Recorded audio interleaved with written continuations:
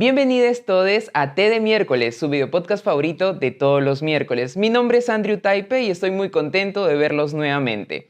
El día de hoy nos acompaña una invitada muy especial. Ella es bailarina, coreógrafa y profesora que ahora nos engalana con su talento en el mundo del ballroom. Ella ya es madre de 13 hermosas hijas que siguen sus pasos y la están rompiendo en House of Brava. Viene dando volteretas y bogueando la inigualable Nia Zambrano. Palmas, por favor. Bienvenida.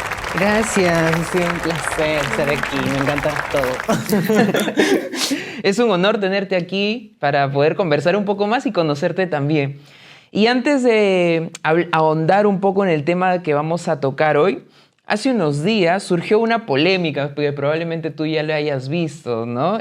Sobre un anuncio de advertencia en un conocido cine, no lo vamos a mencionar, eso no es publicidad, que por un beso entre dos mujeres, ¿no? En un intento de empezar a normalizar este tipo de actos de amor de una cadena tan importante como Disney, esta empresa decidió que debían advertir a los usuarios porque podría generar algunos problemas, probablemente. Y es así como hemos crecido en una sociedad que nos ridiculiza, ¿no? Y fomenta la violencia frente a lo distinto en una estructura cisgénero y heterosexual. Y hoy hablaremos un poco más de por qué es necesario levantar nuestra voz y frente a esto. Y vamos a empezar con esto, con nuestro conocido sorbito de sabiduría. Vamos a tomar nuestro tecillo riquísimo. Ay, qué Salud. rico, salud, salud. Ay, qué bueno. Muy rico, Como para relajarnos. totalmente. Y con eso vamos con nuestra primera pregunta para Nia. Bajo tu punto de vista, ¿por qué crees que celebramos el orgullo LGTBIQ+? Bueno, el orgullo LGTBIQ+, lo celebramos desde la conmemoración de todas las personas que han estado ahí, desde Marsha P. Johnson y todas las que han estado atrás, luchando día tras día para ser visibles por nuestros derechos, por tantas muertes que han habido, por tanta discriminación, por tanta violencia. Entonces, siempre cuando llega el mes del orgullo, yo siempre lo veo desde dos lados, como el lugar de conmemoración de todas las muertes y todas las personas que estuvieron ahí para que yo pueda seguir viviendo tranquila como una chica trans y celebrarme día a día para poder ser visible para más personas en adelante y al futuro, ¿no? Entonces siempre estas dos cosas siempre las pienso todo el tiempo y cuando llega el mes del Pride siempre como las paro recalcando, pero es súper, súper importante hacernos visibles porque si no nos hacemos visibles y no nos nombramos, no existimos, ¿no? Ni existimos. Estamos aquí. Es como esto. Y eso que nos decían hace un tiempo una compañera que también estuvo acá, nos decía antes todo lo distinto era gay, nada más, ¿no? Si no eras hetero, eras gay. Claro. Y poco a poco hemos ido descubriendo nuevas identidades, ¿no? Ya le damos un sentido, un nombre a eso que sentimos, que otras personas, otros también sienten, ¿no? Entonces tú lo ves más como una conmemoración a aquellos que estuvieron antes que nosotros. Claro, es súper importante saber nuestra historia para poder enmarcar nuestro futuro, ¿no? Para saber todas las personas que estuvieron ahí, todas las personas trans, todas las personas negras, todas las personas que estaban con VIH y todas las que fueron discriminadas y botadas en la calle, para que eso no pueda pasar, ¿no? Tanto con el futuro de los niños ahora, y por eso es muy importante que esto que está pasando con respecto a esta cadena de televisión se visibilice, para que los niños puedan tener como una identificación con lo que son, cosa que nosotros, yo por lo menos no he tenido, ¿no? Siempre he tenido como, o veía en la televisión como las personas gays que eran burladas, cómicas, que eran, o sea, que no veía como que podía identificarme con eso, ¿no? Recién cuando ahora hay muchas plataformas que visibilizan a las personas LGTBIQ+, y es súper importante que se visibilicen, ¿no? Claro, porque ya tienes un referente de quién estar orgulloso, pues, ¿no? Exacto. Porque antes éramos débiles, enfermizos, probablemente, y muchos estigmas que se empezaron a dar en la comunidad. Pero claro, si hoy por hoy levantamos y decimos somos felices con nuestra identidad y con nuestra diversidad, otras van a poder proyectar esa felicidad en nosotros, ¿no? Qué importante. Y también un mensaje que nos deja Nia, que me parece muy bonito, es volver también a la historia de cómo empezó esto, porque muchas personas heterocisgénero nos critican mucho la celebración del orgullo, cuando en realidad ha habido toda una lucha para llegar hasta este punto, ¿no? Claro, totalmente, totalmente. Y creo que por eso la comunidad LGTBIQ+ debe aprender su historia. Y no solamente nosotros, sino creo que todos. Porque claro, uno piensa, ya, es gay y ya está, pero esa es la desinformación. No sabe desde dónde viene, no sabe por todo lo que hemos pasado. Entonces, como no saben nuestra historia, no hay este lugar de empatía tampoco. Entonces, pero claro, porque lo ocultan también toda esa información. Entonces, si se visibiliza, pueden entender que, claro, somos y tenemos los mismos derechos y somos igual que todos. Lo tenemos, pero no nos lo proporcionan. Así que por eso también nos levantamos. Vamos con una otra pregunta, Nia. ¿Cómo describirías a Nia y cómo fue este proceso de descubrimiento de ella, de ti? Wow, bueno, yo creo que siempre he sido Nia, pero siempre como no me atreví a dar el paso, ¿no? Entonces yo he pasado por un proceso como de cuestionamientos, porque desde chiquita siempre he sido una persona que se cuestiona mucho, ¿no? Entonces pasé de ser un niño que... Había una cosa muy curiosa, que era muy gracioso, que yo recortaba cuando era niño figuras de mujeres y las pegaba en mi pared. Y tenía un montón y mi mamá pensaba que, le gustan las mujeres, ¿no? ¡Qué macho! Sabrá, le gusta, Todas sus enamoraditas. Modelos así, ¿no? Y yo, de ahí me puse a pensar que yo quería verme como ellas. Y creo que mi mamá nunca lo pensó, ¿no? Ella pensaba como, todas las chicas, ¿no? Pero no era así, ¿no? Porque no era nada romántico ni sexual, sino como me gustaría verme igual. Y después, bueno, en el colegio tuve que pasar por ser un chico heterosexual. En la universidad recién como traté de dar el paso y pasé como un chico bisexual. De ahí fui cuestionándome más y entré como a la capa de conocerme como no binaria, ¿no? Que no conocía, y justo me llegó como así investigando por internet como ¿qué es no binario? Y dije, ¿qué es eso?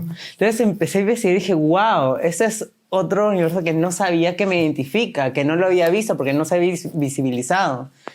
Y recién cuando pude viajar, un viaje muy importante para mí en Madrid, conocí muchas chicas trans que me abrazaron, que me contaron sus historias. Y ahí fue cuando dije, wow, creo que yo siempre he sido así, solo que no me daba el paso para aceptarme, ¿no? Y ahí fue cuando dije, sí, pues sí soy. Entonces, Sí soy. Totalmente, ¿no? Entonces ahí es cuando me ayudaron, me hablaron. Fue un proceso muy lindo de abrazarme, ¿no? Conmigo mismo también, ¿no? Y creo que algo que me ha acompañado mucho en todo mi proceso de cuestionamiento es la danza, ¿no? Porque cada vez que bailo, tengo procesos de creación, obras, siempre me cuestiono porque como bailo desde mi cuerpo y bailo con todo mi ser, entonces mis pensamientos, todo está regenerándose y cuestionándose todo el tiempo. Entonces la danza me ha ayudado mucho a cuestionarme y bueno, a verme como soy ahora, ¿no? Entonces, Qué lindo y qué importante, volvemos nuevamente la importancia de la visibilidad, porque si eso hubiera sido, la información acerca de lo no binario hubiera llegado a ti antes, probablemente tu proceso hubiera sido mucho más fácil, ¿no? claro, totalmente, porque yo no sabía que era una chica trans, yo no sabía que era una persona no binaria cuando era chibolo, ¿no? Si realmente lo hubiera sabido, yo hubiera dicho, yo me identifico con esto, ¿no? Y me gustan tales cosas, pero claro, tienes que ir descubriéndolo por ti mismo porque nadie te lo enseña, y nadie te lo quiere enseñar. Es como... Es algo prohibido, que no se puede hablar, que no lo podemos ver. Y eso también queremos hablar, el punto de la diversidad de identidades. Nosotros, nosotres, hemos crecido en un mundo, un espacio donde hay una estructura siempre binaria, ¿no? Sí o no, hombre, mujer, alto, bajo, ¿no? Entonces, lo bonito de la comunidad LGTBIQ+, bajo mi punto de vista, es que tenemos una apertura, no todos, ¿no? Porque también hay que desconstruir. Sí, un montón. Sí. Sin embargo, lo bonito es que podemos ser muy diversos también y nuestras identidades también como tal, ¿no? Hoy por hoy existe conceptos como no binario, conceptos como pansexualidad, ¿no? Dentro de una gama tan grande que eso ayuda a que cada uno pueda ir identificándose y diciendo, ¿sabes qué? Sí, eso es lo que siempre sentí y nunca pude aceptarlo, no le di un nombre, ¿no? Claro. ¿Qué mensaje le darías tú a aquellas personas que están en un proceso y probablemente no sepan si se identifican como una persona no binaria o todavía están en un proceso de conocimiento? Yo les diría que es tan personal que dense el tiempo de conocerse, de cuestionarse. Hay personas que las pueden acompañar, pero tampoco se dejen llevar por las cosas que les dicen. No, uno sabe. Creo que uno siempre lo sabe. Entonces... sé que a veces da también mucho miedo, ¿no? Dependiendo del contexto en el que estés, con tu familia, con tus amigos, con la religión, sí, un montón de cosas, ¿no? También el lado económico, o sea, como todo eso afecta, ¿no? Entonces, creo que la única persona que está ahí contigo siempre eres tú. Entonces, tú mismo puedes conocerte y darte el lugar para poder reflexionar, cuestionarte, ¿no? Y es un proceso. Y abrázalo porque es duro, pero creo que al final te vas a sentir súper bien porque vas a ser honesta contigo mismo. Entonces eso es súper importante. Y qué importante también es romper con la estructura binaria, ¿no? Desde el lenguaje, hemos crecido en una estructura de un lenguaje. Y la otra vez conversaba con una compañera y me decía, pero es que la destrucción o la reconstrucción del lenguaje nace desde una necesidad también política, porque ¿quién nos dio esta estructura de lenguaje? Claro. ¿No? España, con su estructura, que probablemente una cierta cantidad de hombres cisgénero, hetero, ¿no? Se reunieron y dijeron, esto está bien y esto está mal. Sí, y esto es así. Sí, pues siempre lo mismo. Y como todo es social, también puede cambiar, o sea, puede modificarse, ¿no? Y es importante empezar a llevar esos caminos que nos van a ayudar a poder ser mucho más abiertos a la diversidad, aceptar también las identidades y finalmente ser mucho más empáticos con quien conocemos, ¿no? Sí, totalmente, porque hay algo que siempre lo aprendí en la universidad, es que lo que no se nombra no existe. Entonces, nosotros existimos y tenemos que nombrarnos también como personas no binarias, ¿no? Entonces, y desde ahí nace el lenguaje de la necesidad, ¿no? De las cosas que nombramos y que existen. Entonces, si nosotros existimos, obviamente nos tenemos que nombrar, ¿no? Y Nia, ¿qué características tiene que la hacen ella? Soy muy paciente, demasiado paciente. O sea, soy demasiado paciente. Al inicio puedo ser muy tímida, pero después como me suelto y ya está. Soy Libra. Entonces eso me hace como muy indecisa a veces. Ascendente en Capricornio, entonces eso también me hace organizada con mis cosas, lo que sea que tenga que ver con trabajo. Y mi lunes en Cáncer, entonces eso me hace súper emocional, entonces soy súper romántica, llorona y todo. Entonces, sí, somos todos. Pero sí, me encanta la danza, es lo que más amo. Entonces, eso está en parte de mi vida desde muy chibola. Entonces, creo que eso ha formado tanto mi personalidad, como mi vida social, como mi vida amorosa, como mi vida laboral, en todo. Entonces, es como está en eso. Entonces, creo que eso es lo que más conforma mi ser. ¿Y en algún momento te sentiste conflictuada entre la danza? Porque la danza también tiene estructuras muy marcadas. ¿Y tu proceso? ¿O cómo lo llevaste? Sí, más que todo cuando entré en la universidad, porque apenas entré y también he tomado clases escuelas de danza que eran más de danza urbana, de hip hop y todo esto, siempre caía este lugar binario de tienes que bailar como hombre, ¿no? Cuando hacía ballet tienes que cargar como hombre. Yo no podía cargar porque yo tengo una hernia, entonces yo no podía cargar y era súper delgadito. Entonces es como, no, yo no más bien me cargaban a mí, me cargaban las chicas. Entonces es como, yo no podía. Entonces la profesora siempre me decía, tienes que cargar, tienes que hacer esto como hombre, el papel del hombre y la mujer y todo eso, ¿no? Y en danzas urbanas igual, siempre en parejas o en salsa. Entonces es como no daban ni la oportunidad de nada, de romper ese binarismo, ni siempre como lo heteronormado, ¿no? Entonces,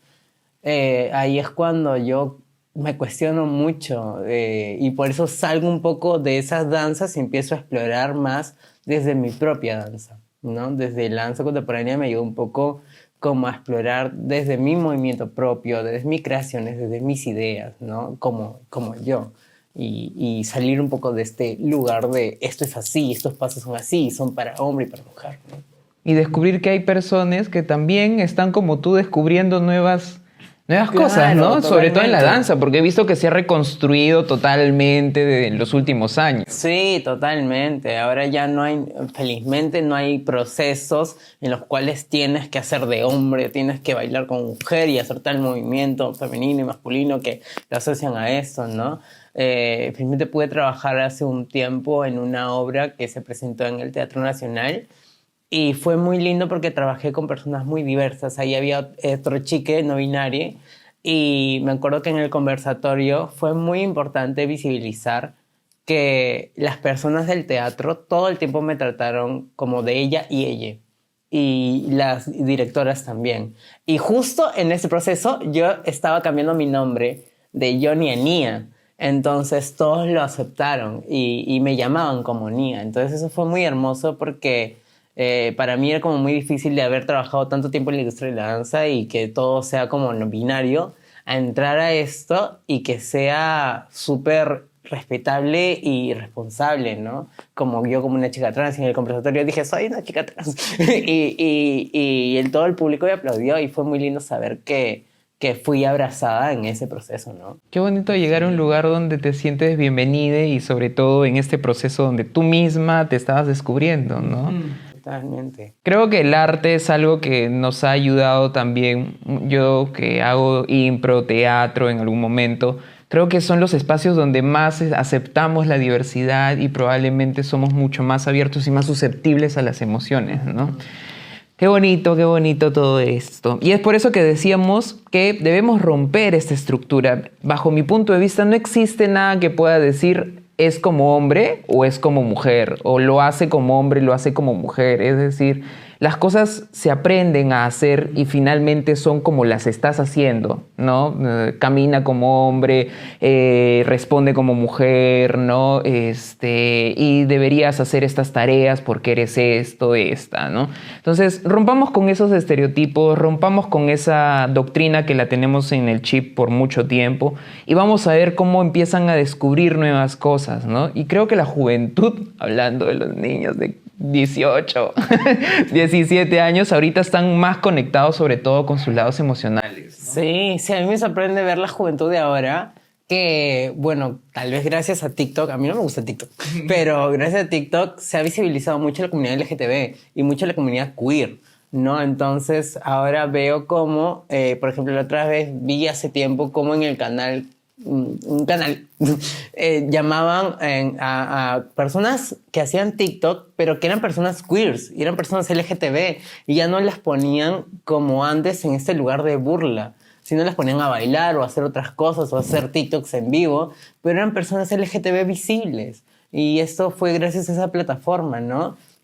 Yo tengo una sobrina que tiene, yo tengo 21, ella tiene 19 años, que es no binaria y realmente cuando me lo dijo y hablamos y siempre hemos sido cercanes Y cuando me lo dijo y veo su grupo de amigos, que muchos son diversos y todo eso, yo dije, yo hubiera querido tener eso en el colegio, de poder ser no binaria, de poder que mis amigos me traten con respeto con mis pronombres, de tener mis amigos súper diversos y que no me sienta juzgado y todo esto que pasa en el colegio por ser afeminado y todo el bullying y todo esto, que ellos están pasando ahora, ¿no? Que siento que está cambiando de a poquitos, pero digo, wow, hay algo ahí, ¿no? ¿Cuántos momentos duros nos hubiéramos ahorrado, no? Totalmente, sí. Y algo que dice Nia, que me parece muy importante, es en algún momento la televisión era el lugar máximo donde podías estar, ¿no? Es donde todos apuntaban, sobre todo todos los que veíamos o hacemos arte en ese momento, ¿no? Sin embargo, así como la comunidad LGTBIQ+, ha creado espacios donde pueda ser visible, también han creado plataformas y contenido que ha permitido que ya no llegues a la televisión, sino probablemente hagas toda tu carrera, todo tu trabajo en base a otras plataformas, y sea la televisión que diga, hoy tenemos que fijarnos por otros lados porque nos estamos quedando atrás, ¿no? Claro, sí, pues. Hay muchos TikTokers, les mandamos un saludo a aquellos que hacen contenido de diversidad y que siguen informando a toda nuestra población. Y hablando ya un poco más de ti y de tu carrera, cuéntanos qué es el ballroom, que muy pocas personas saben, y qué ha permitido eso en tu identidad. Claro, bueno, el ballroom, una historia larga. Clases de historia con Nia. Ballroom nace desde los años un poco 60 y se va como volviendo un poco más empoderado desde los años como 80 y en los 90 como se vuelve un boom, ¿no?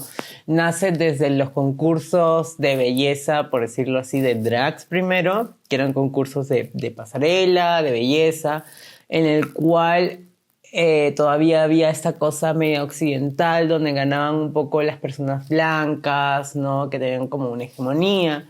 Y de ahí Crystal La Bella es como la primera que dice, no, quiero crear un espacio para personas que sean queers, para personas que sean latinas, para personas que sean negras, para personas LGTBIQ+, que no sea ese espacio porque había también en esa época había también mucha discriminación racial, como ahora. Entonces, pero más como hacia la comunidad LGTB, ¿no? Entonces las personas blancas LGTB tenían un poco más de privilegios.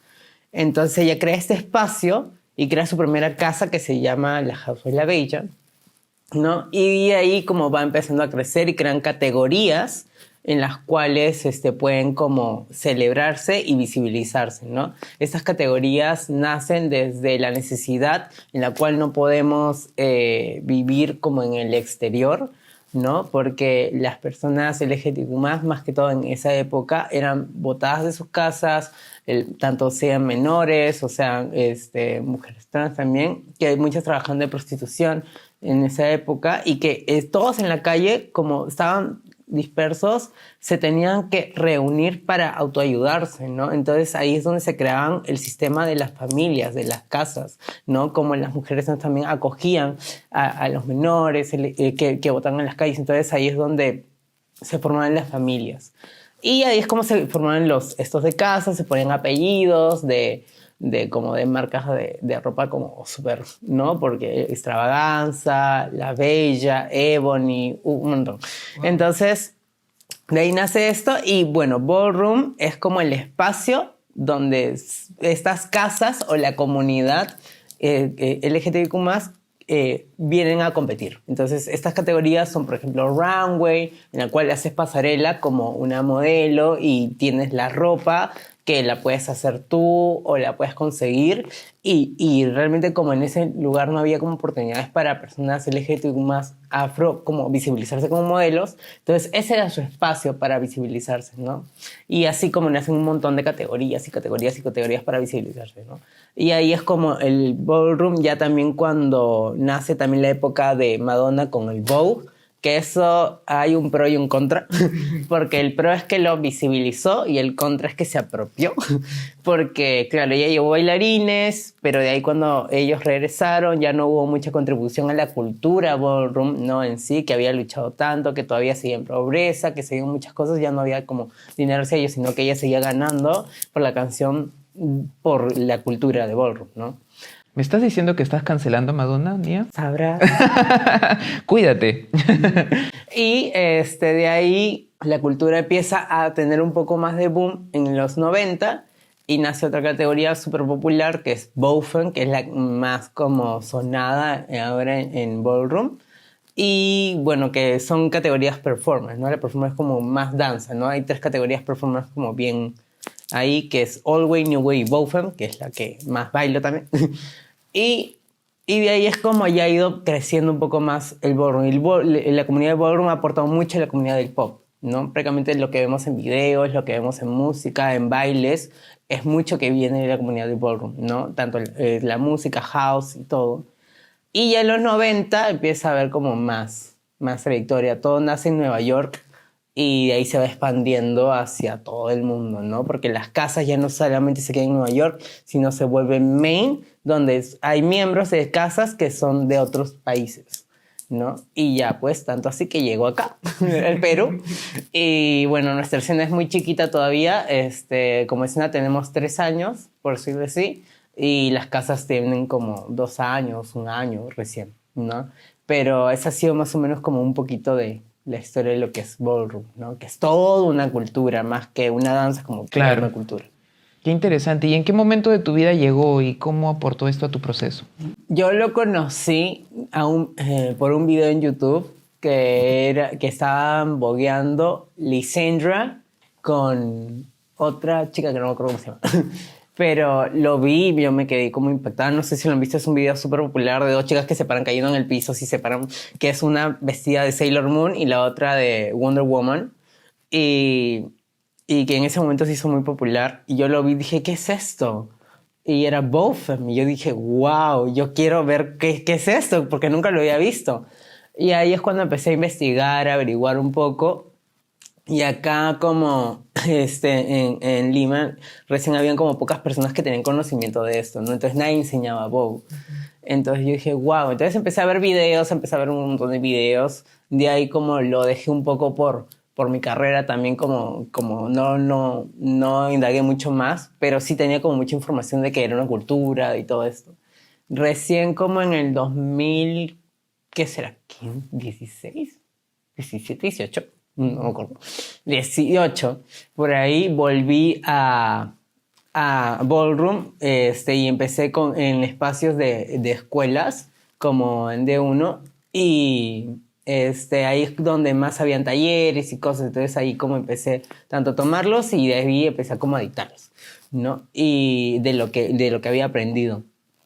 De ahí tuve la suerte, bueno, no la suerte, pandemia, horrible, mal, bats. Y yo tenía un viaje, pero se canceló por pandemia. Y bueno, mi mamá quería que me vacune y quería que me vacunen rápido porque pensaba que obviamente nos íbamos a morir. Y entonces me llevó a Miami. Y ahí es cuando conocí a personas de Ballroom de allá. Y les escribí, ¿no? Y sabía un poco inglés, no yo traductor ahí, pero todas mis preguntas y mis dudas y felizmente pudieron enseñarme un montón. Y ahí es cuando mi cabeza explotó de lo que era Ballroom. Y de lo que sabía, aprendí más. Tanto así que me convencieron de crear mi casa. Entonces en el 2020 fue cuando regresé de ahí y creé mi casa, que es House of Brava, que va a cumplir un año. Y de ahí tuve también como la oportunidad de que ese viaje que se canceló les postergó y pude viajar a España y ahí conocí a toda la escena europea que me quedé como wow, y es la primera vez que pude competir, ¿no? Porque claro, en Miami conocí a la gente, pero no podíamos acercarnos porque todavía había como muchas restricciones, ¿no? Pero ahí sí pude competir, me metí a competir a 8 bolsas, ¿sí? Y 3 bolsas seguidas así, 3 días seguidos. De loca te mandaste. De loca, yo no dormí esos 3 días porque esos 3 días yo estaba en la mañana haciendo todos mis vestuarios, en la noche la bol. De ahí volvía haciendo los vestuarios para el día siguiente, la bol. Y así, los 3 días seguidos me dio la pálida. Yo estaba estresada, se me caía el cabello, pero yo ahí digna. Harta sí, peluca tenía. Claro que sí. Y fue hermoso, fue una de las mejores experiencias de mi vida. y conocer a tanta diversidad de gente increíble, porque yo pensaba, ya, voy a viajar a España, voy a ver pura gente blanca, o no sé, pero no, era un montón de gente diversa de todo el mundo, porque parecía como el centro donde todo el mundo viajaba. Wow. Como entonces conocí gente de Brasil, de España, de Australia, de África, de un montón de lugares, de México, o sea, es como conocí a todas las escenas de todo el mundo ahí. Y era como muy chévere saber que todo el mundo hablaba diferentes idiomas y tú estabas hablando español, pero todo el mundo se hablaba así en francés, en alemán. Y, ¡qué bello! Y yo estaba como, wow, ¿qué es esto? Y me encantó mucho la diversidad de gente y la apertura que se tiene ahí, ¿no? Y ver cómo era muy distinto de aquí con respecto a la diversidad, también como la diversidad de expresión, ¿no? Aquí yo todavía por estar así visiblemente en la calle como expresión femenina, es como todo el mundo me mira raro y me discrimina. Y es como yo podía estar hasta, no sé, pues pintada la cara de azul y no me decía absolutamente nada. Normalizado. Súper, súper así, ¿no? Más bien te da ganas de salir más rara, como más queer, así. Y yo salía súper queer. Y fue muy rico. Y ya cuando regresé, todo ese viaje me ayudó mucho a mi transición. Entonces, como fue muy lindo. Entonces, ha sido como mi viaje como un poquito en Ballroom. Qué bonito, porque justo mencionas el tema de normalizar y sobre todo que te da apertura a seguir explorándote, porque sabes que no vas a ser juzgada en estos espacios, ¿no? Y es así como hablamos también del arte como acto político. No sé, ¿no? Los artistas o las personas que están más cercanas al arte siempre tienen esta facilidad de poder, a través de su especialidad o sus especialidades, poder hacer un acto de lucha, probablemente, ¿no? De levantar su voz y empezar a cuestionar sobre todo estas estructuras que se han venido manejando todo este tiempo. En el caso del ballroom, bueno, básico es el tema de la expresión de género, la identidad. ¿Qué otras luchas se ven en esta cultura? Bueno, esta lucha, oye, un montón. Creo que Ballroom abraza mucho la diversidad, abraza mucho lo LGTBQ+, también con respecto a las luchas antirracistas, con las luchas de prejuicios de VIH, con un montón de luchas de personas intersexuales, o sea, como rompe como muchos paradigmas. Entonces es como se crean categorías y cada categoría es como visibilizan, no a las personas y sus luchas. Y eso es como súper, súper rico y súper importante. Entonces creo que es como un lugar que abraza mucho la diversidad y la visibiliza. No solamente la diversidad, como te da la oportunidad de tú entrar a esto y exponerte y mostrarte, ¿no? Tanto lo vulnerable y empoderarte en eso. Entonces invitamos a esos amigues artistas que están ahí, que están desarrollando su especialidad, a que sigan creando estos espacios de bienvenida, donde es un espacio seguro y sobre todo donde muchas más personas van a poder seguir descubriéndose. Y si tú o alguien, algún conocido, un familiar, crees que está en un proceso de descubrimiento o sientes que debe estar en un proceso donde debe conocerse mucho más, puedes también involucrar en tantas especialidades de arte, ¿no? Hay ball, hay pintura, hay teatro, hay mucha diversidad también artística donde podrán desarrollarse, ¿no? Tú hoy dictas como de manera independiente, ¿no? Cuéntanos un poco de House of Brava y cómo manejas eso. Sí, bueno, yo terminé la carrera de danza contemporánea, entonces dicto danza contemporánea, por si quieren bailar. Claro que sí. Y también, cuando empecé a nutrirme bastante de Vogue, porque se va aprendiendo y se va mejorando en la práctica, ahí es cuando también empecé a dar clases, ¿no? Y ahí es cuando también empecé a entrenar con mis hijos, ¿no? Mis hijos los conocí en los talleres que daba, y a muchos no, pero como había como una familiaridad. Y eso es lo que a mí me gusta mucho de mi casa, porque no los hago entrar como, o los invito porque, tú eres el mejor o tienes talento, no, sino porque para mí es desde donde nace, ¿no? Desde este lugar de acoger, ¿no? De proteger, de ser responsable contigo. Entonces, a cada uno de mis hijos siempre ha habido como este vínculo maternal, ¿no? Y yo siempre el papel de madre me lo tomo como muy en serio porque no solamente soy madre dentro del ballroom, sino fuera de ballroom, porque siempre les digo, ballroom está bien, ¿no? Para que hagas categorías, para que ganes trofeos, porque es tu cultura, pero afuera también te voy a ayudar, ¿no? Entonces los he ayudado tanto con sus estudios, con cosas cuando los han botado de su casa, cuando tienen problemas, tanto económicos, con cosas. Entonces soy una madre literal 24/7 con ellos, y cuando lloran, cuando pasa algo, estoy ahí con ellos. Entonces los apoyo porque para mí son mis hijos, ¿no? Entonces los quiero como mis hijos y ellos me quieren como su madre. Entonces este vínculo es como mucho más allá de ballroom, ¿no? Que es ballroom, ¿no? Entonces, sí, y ya con ellos entreno todo el tiempo, he creado un espacio para no solamente entrenar con mi casa, sino invitar a 007, que los 007 son personas que no tienen casa, pero igual aportan en ballroom, participan, hacen balls y todo. Entonces entrenamos con ellos, formamos, estamos ahí y ahí seguimos, ¿no? Con todo, ¿no? Haciendo balls, practicando, dando clases. Qué regio, Joan. Acá nos vamos a la clase de Nia. Claro que sí. Y cuéntame, ¿qué es el noggin? ¿Y cómo afecta eso a la comunidad? Cuéntanos un poco. No se sientan atacados. Como el noggin es un término que nace de ballroom. Como por ejemplo nosotros dentro de la cultura nos llamamos voguers y decimos que hacemos voguing, ¿no? Que hacemos vogue. No nos llamamos bailarines porque no lo consideramos como una danza, es una cultura. Entonces, dentro de esto ha pasado mucho que porque se vea bonito, porque, ay, sí, se ve bonito y lo quiero agarrar, ¿no?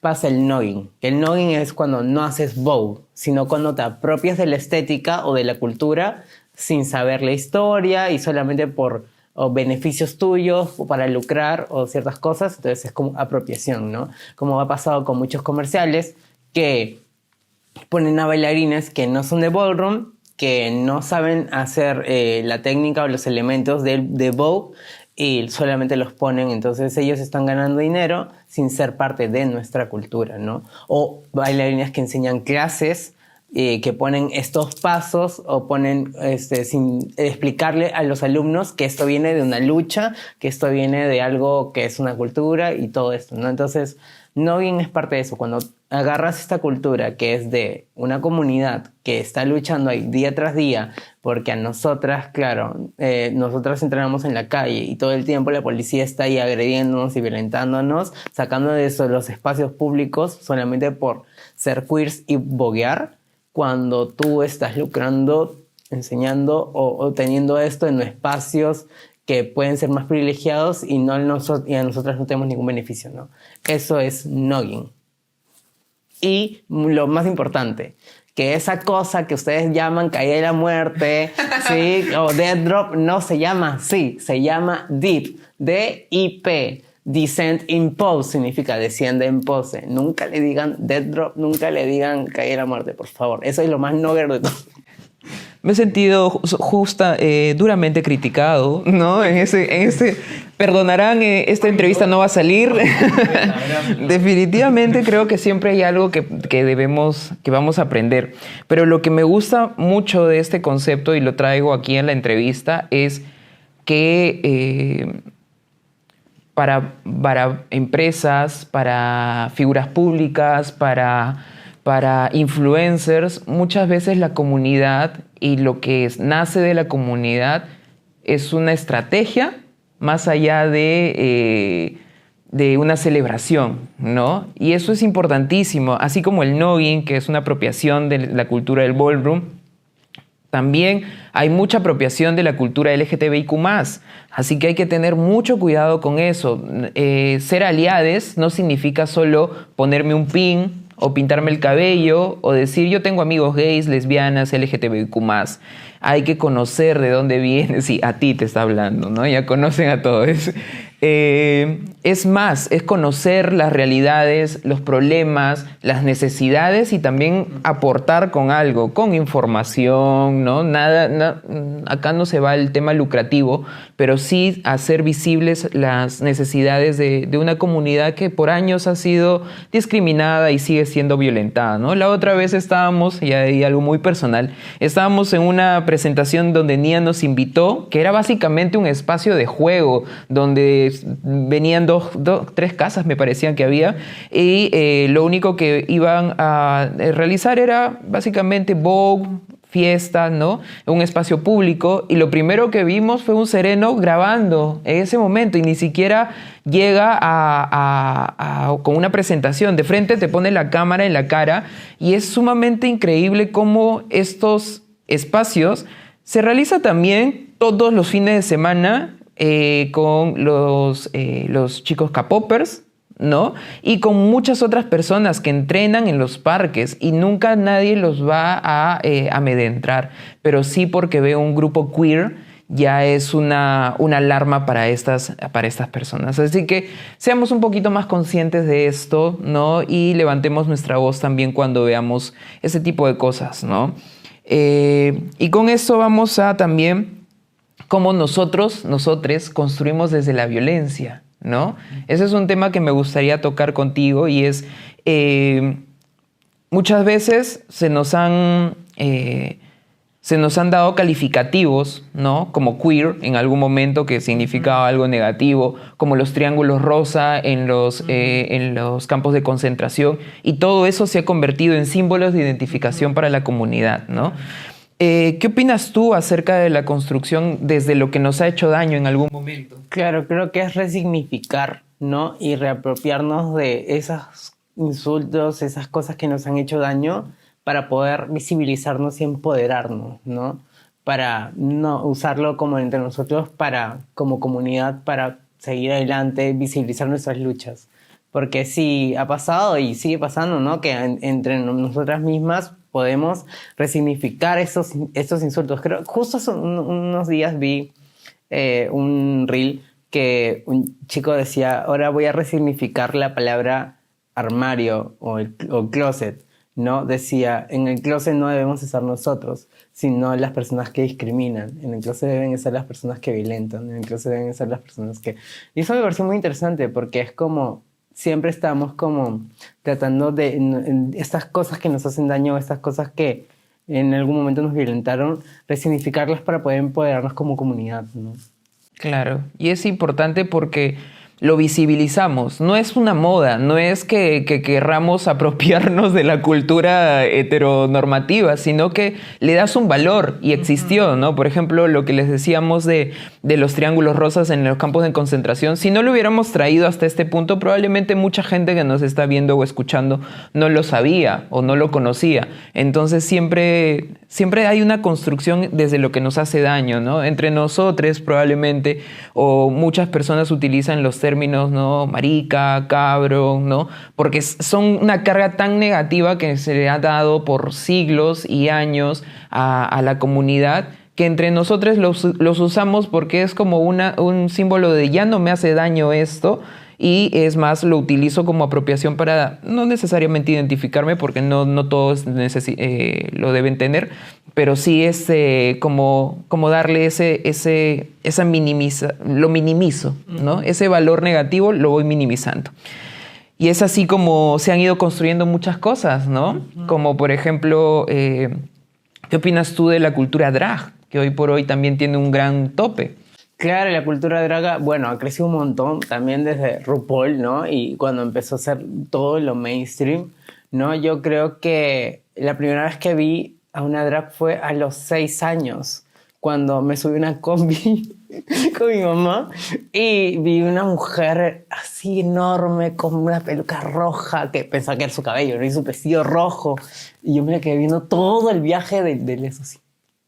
Como era la primera vez que veía a una persona queer, ¿no? Y mi mamá me decía, ella es una travesti. Y yo, ¿qué es una travesti? No, y ya después de mucho tiempo lo supe, ¿no? Entonces, ahora que las drags locales estén creciendo y que haya más drags y que esté dando como tanto oportunidades laborales y todo, es como, claro, ¿no? Desde lo mainstream que pudo haber hecho RuPaul, también creo que ha dado espacio para que las localidades de cada país también sus propias drags crezcan, y eso es como muy rico de ver, ¿no? Y que también tienen un lenguaje y tienen un mundo totalmente increíble, es todo un mundo ahí. Y que tiene algunas, que coge en algunos puntos de la cultura ball, ¿no? Sí. ¿No? ¿Qué cosas probablemente podamos ver? Porque sí, RuPaul nos ha enseñado muchas cosas, pero también como la caída de la muerte no es... Claro, RuPaul hace noggin a veces, sabrán. Mamarru, no nos canceles este programa, por favor, que recién estamos empezando. Pero sí, ¿qué cosas, qué similitudes hay entre estos dos mundos? Claro, es que nace desde las drags, ¿no? Y claro, se fue separando con el tiempo y ahora... Pero es parte de su cultura. Entonces creo que el ballroom lo que está haciendo... Hay una categoría todavía en ballroom que es en drags, ¿no? Puedes hacer bowfem en drag, puedes hacer runway en drag, ¿no? Entonces es su parte de su cultura. Y claro, en RuPaul vemos y en otros lugares vemos que hacen también como alusiones al bowfem con guest performance, ¿no? Hacen su death drop.